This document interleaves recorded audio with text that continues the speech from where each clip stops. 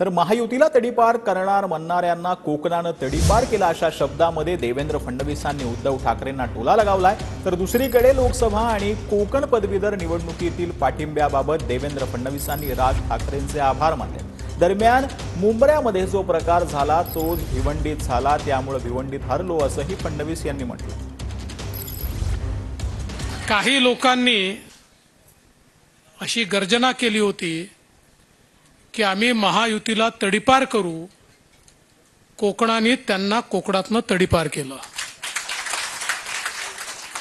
आणि या ठिकाणी कोकणातल्या 6.5 जागांपैकी 6.5 म्हणजे मावळची जागा थोडी कोकणात येते म्हणून 5.5 जागा या महायुतीच्या निवडून आल्या।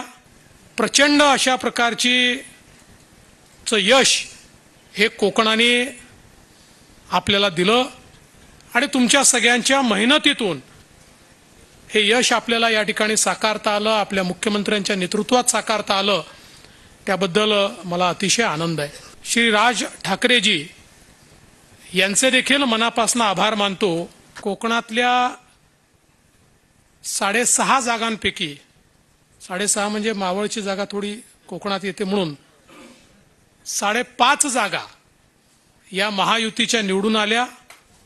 एक केवळ भिवंडीची जागा येऊ शकली नाही, ती काय येऊ शकली नाही हे आपल्या सगळ्यांना त्याची कल्पना आहे। भिवंडीत काय घडलंय, जे मुंबऱ्यात घडलं तेच भिवंडीत घडलं, पण ठीक आहे, ते देखील आपण सुधारू, काही अडचण नाहीये।